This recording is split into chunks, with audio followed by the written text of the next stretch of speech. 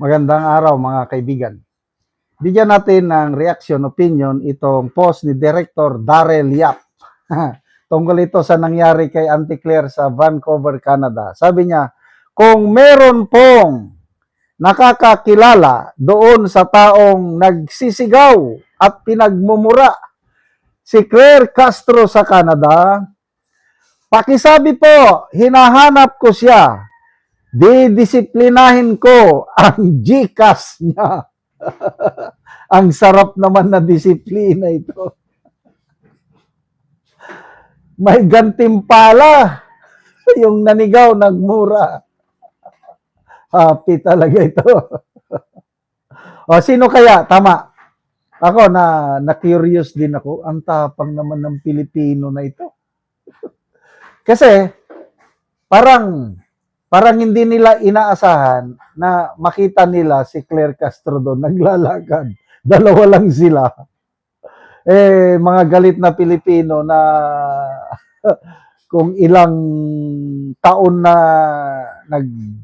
alam mo yung may kinikim-kim ka na sama ng loob. Tapos, kita mo si Claire Castro. Ikaw ba si Claire Castro? Ganon daw eh.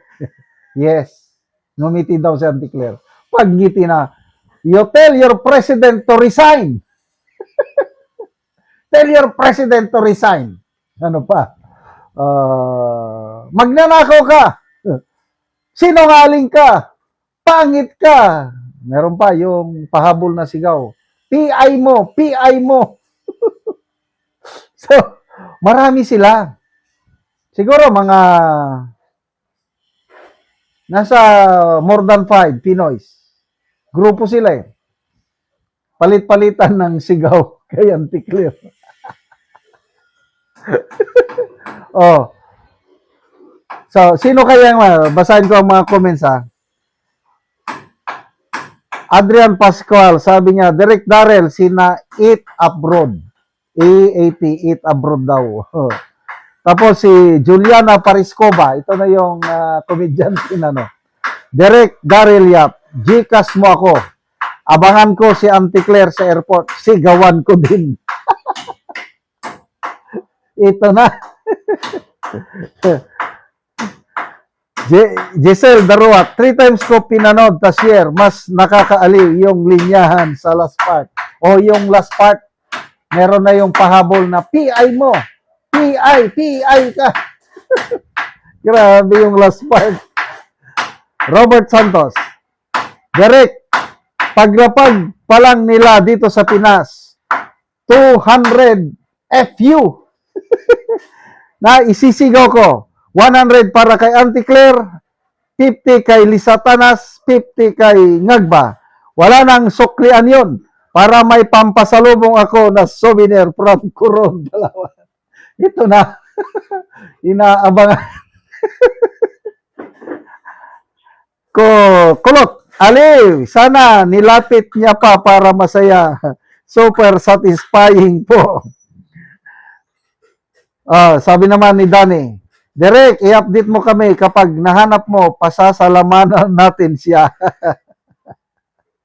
Ang sarap kasi pakinggan, may kakaibang tunog na nakakapagsaya ng puso at nagsasabing, "Hi, salamat, bawing-bawi."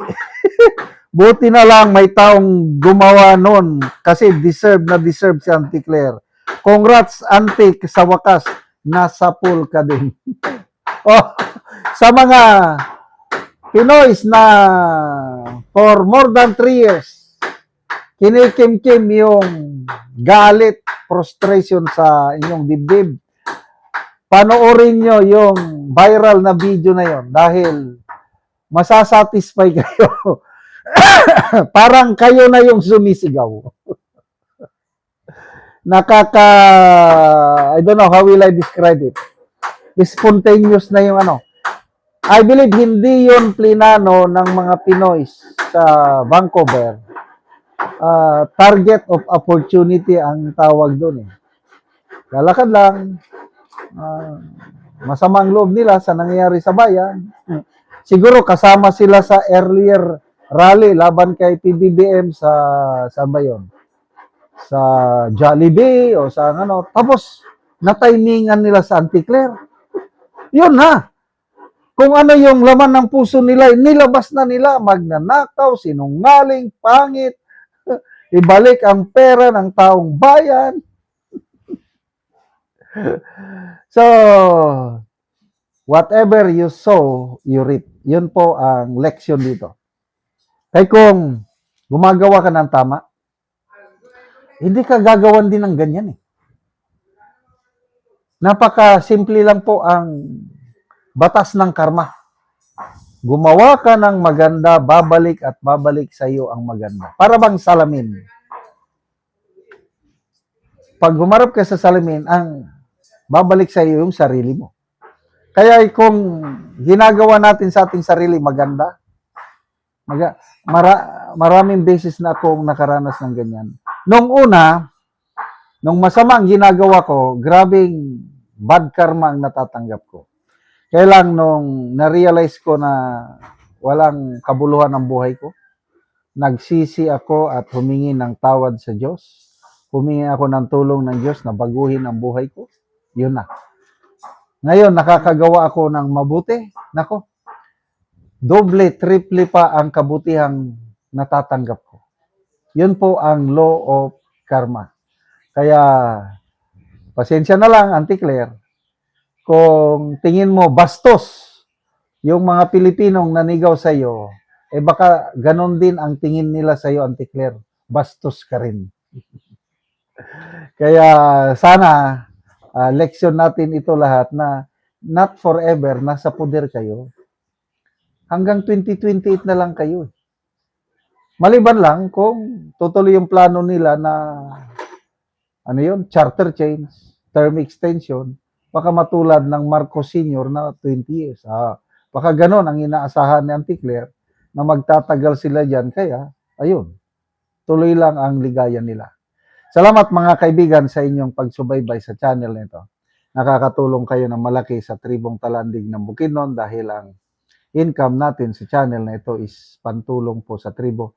Namimigay tayo ng mga libreng yero at pako para makapagpatayo sila ng mas maayos na tirahan.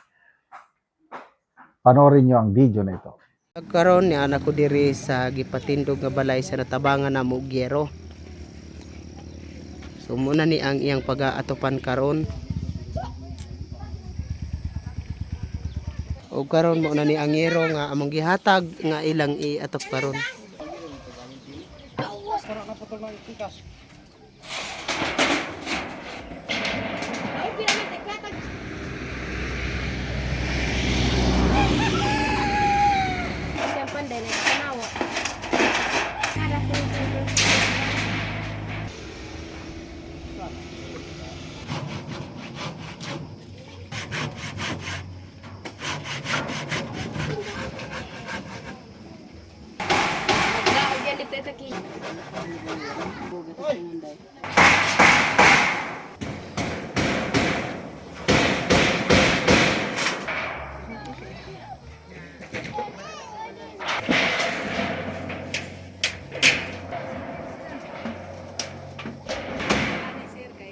Tiyo.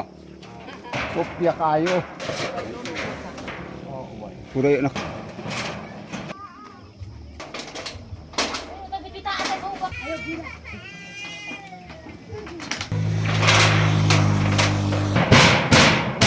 Og karon managid sa pag-atop ang gitabang nga yero.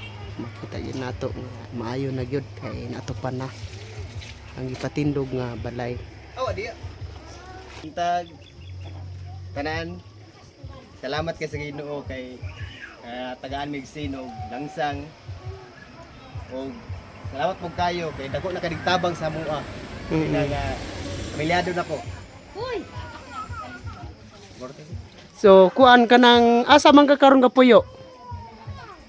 Nako diri sa akong ugangan. Nakig-ipon lang kag balay. Oo, so karon pagid ka na kabalay. Oo. Kay mo na ko diri magapuyo na po ko diri sa akong bago nga balay. So bago pagyud ka. So pila na ka tuig nga nakig-ipon ka sa imong ugangan? Dugay-dugay mga bulan na po kay balik-balik ba ko diri. So ga wa na gyud dugay-dugay na gyud. Oo, so salamat kayo. Salamat.